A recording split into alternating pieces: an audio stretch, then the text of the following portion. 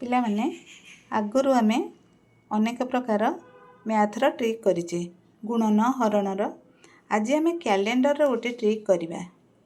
କ'ଣ ନା, ଆଜିଠୁ ଠିକ୍ 90 ଦିନ ପରେ କେଉଁ ବାର ପଡ଼ିବ।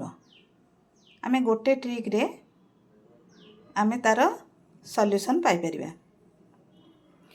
ପ୍ରଥମେ ଆମକୁ କ'ଣ କରିବାକୁ ପଡ଼ିବ, ଡେ ଗୁଡ଼ାକର ନାମ ଲେଖିବାକୁ ପଡ଼ିବ।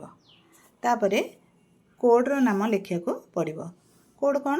ସଣ୍ଡେରେ 0, ମଣ୍ଡେ 1, ଟ୍ୟୁଜଡ଼େ 2, ୱେଡ଼ନେସଡ଼େ 3, ଥର୍ସଡ଼େ 4, ଫ୍ରାଇଡ଼େ 5, ସଟରଡ଼େ 6।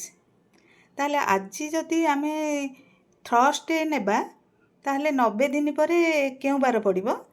ଆମେ 90ରେ ଏଇ ଥର୍ସଡ଼େର କୋଡ଼୍ ହେଲା 4, ତାକୁ ଆମେ ମିଶାଇ ଦେବା। ଏଇଠି 90ରେ 4 ମିଶାଇଲେ 94 ହେଲା। ତାପରେ ଏଇ 94କୁ ଆମେ ସପ୍ତାହର 7 ଦିନ ହେଲା 7 ଡେଜ୍, ସପ୍ତାହକ 7 ଡେଜ୍। ଏଇ 7 ଡେଜ୍ରେ ଆମେ ହରିଦେବା 94କୁ। ତାପରେ ହରଣ ଫଳ 13 ଆଉ ଭାଗଶେଷ ହେଲା 3।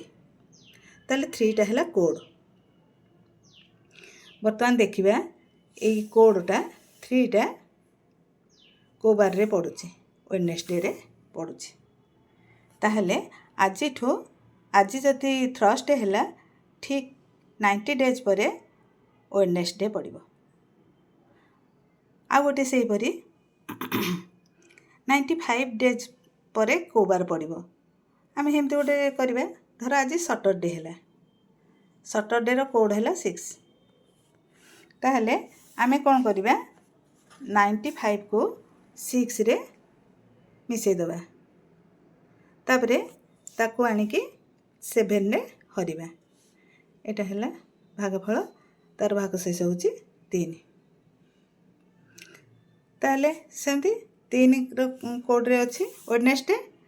ତାହେଲେ ଆଜି ଯଦି ସଟରଡ଼େ ହୁଏ, ଠିକ୍ 95 ଦିନ ପରେ ସେଇ ଦିନଟି ହେବ ୱେଡ଼ନେସଡ଼େ।